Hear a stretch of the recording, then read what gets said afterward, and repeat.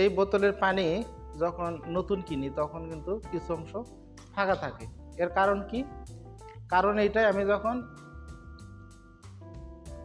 পানিটা খেলাম তখন কিন্তু নিচে পড়লো না, একটা বাধা তৈরি করে সেটাকে কিন্তু ইজিলি যাতে পরে সেই ব্যবস্থা তৈরি করলাম। তো আমাদের ছবিতেও দেখা যাচ্ছে তাই, একটা বোতলের ছবি দেখা যাচ্ছে যে ক্যাপাসিটি কত, বোতলের ক্যাপাসিটি হচ্ছে 1.1 লিটার, আর টার্গেট কত 1 লিটার, অ্যালাউন্স দেওয়া আছে কত 100 ml। এই 100 ml আমাদের জায়গা ফাঁকা রাখা হয়েছে কি জন্য? যাতে বোতলটার থেকে আমরা পানি যখন খাবো তখন যাতে একটা বাধা তৈরি করে এবং সহজে মুখে পড়ে। তো আমাদের সুইং লাইনে বা গার্মেন্টসে একটা নাম আছে, সেটা হচ্ছে বোতল নেক। ঠিক আছে, আমরা অনেক সময় বলি না যে এই লাইনে এত বডি জমা কেন, বলি না? সেই বডি জমাটাকে আমরা কিন্তু বোতল নেক বলি। ঠিক আছে, গার্মেন্টস ইন্ডাস্ট্রিয়াল ইঞ্জিনিয়ারিং ভাষায় আমরা ওইটাকে বোতল নেক বলতেছি।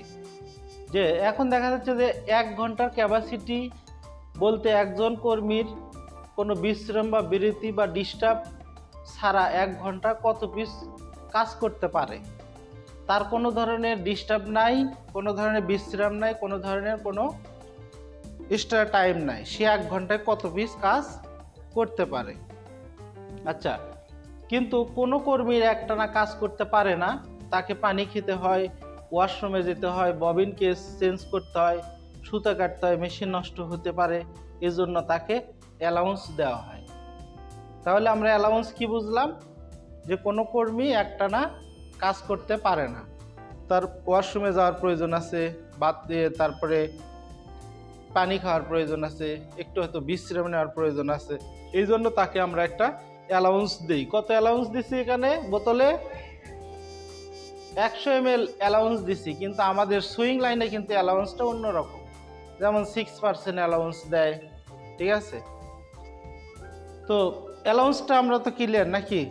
ওকে, কর্মীর ক্যাপাসিটি থেকে অ্যালাউন্স হিসাব করে ঘন্টার যে পরিমাণ কাজ করতে দেওয়া হয় সেটাকে টার্গেট বলে। আপনার এই অ্যালাউন্সের টাইমটা বাদ দিয়ে যে টাইমটা আপনার কাজ করার জন্য দেওয়া হচ্ছে সেটাকে অ্যালাউন্স বলে। ক্লিয়ার? কর্মীর ক্যাপাসিটি থেকে অ্যালাউন্স হিসেব করে আপনার যে কাজ করেন তার মধ্যে থেকে আপনি ওয়াশরুমে যাওয়া, বিশ্রাম নেওয়া, ববিনকে চেঞ্জ করা ইত্যাদি সময় বাদ দিয়ে যে সময়টা আপনি কাজ করেন সেইটাকে বলে টার্গেট। বুঝতে পারছেন? তাহলে অ্যালাউন্স কি? আমাদের কাজ করার সময় অতিরিক্ত কোনো সময়, যেমন ববিন কেস চেঞ্জ করা, তারপরে ওয়াশরুমে যাওয়া, পানি খাওয়া, এই টাইমটা আমাদের অ্যালাউন্স। আর এই অ্যালাউন্সের টাইম বাদ দিয়ে আমরা যে সময় কাজ করি ওইটা হচ্ছে টার্গেট। তাহলে আমরা টার্গেট আর অ্যালাউন্সটা তো বুঝতে পারছি নাকি? ওকে, তো আমরা এবার পরের পার্টে যাই।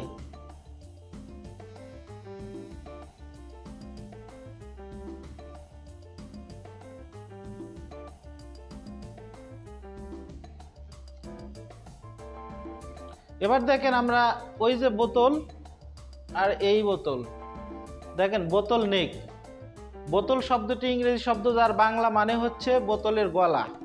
এই গলা, পানির বোতলের গলা ও বোতলের বাকি অংশের তুলনায় চিকন থাকে, এটা আমরা সবাই জানি। এতে পানি প্রবাহের বাধা পায়। যেমন আমি যদি পানিটাকে ঢালি, এই পানিটাকে আমি যদি খাওয়ার চেষ্টা করি তাহলে এই জায়গায় এসে বাধা পাচ্ছে, বাধা পায় আমার যতটুকু পরিমাণ যাওয়া দরকার এতটুকু পরিমাণে যাচ্ছে।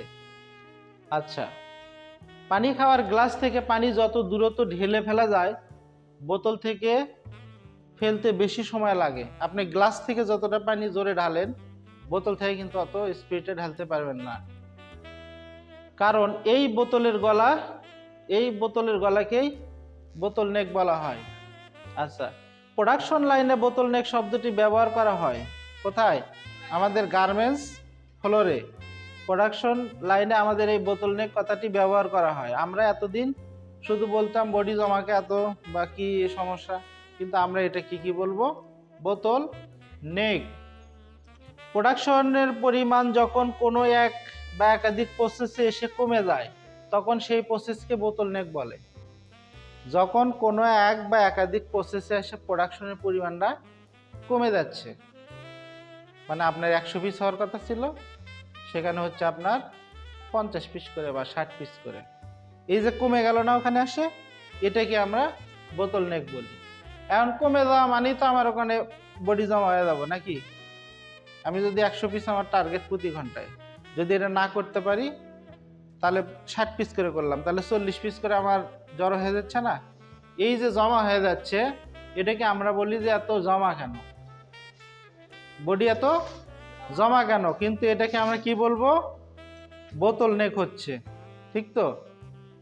তাহলে বোতলনেক কাকে বলে যদি বলা হয়, তাহলে এটা বলতে হবে যে কোনো এক বা একাধিক প্রসেসে আসে যদি বডি প্রোডাকশনে কমে যায়, প্রোডাকশন যাওয়ার কথা ছিল তার চেয়ে যদি কমে যায়, তাহলে সেটাকে বোতলনেক বলে। আচ্ছা, আমরা অ্যালাউন্স কি পড়লাম?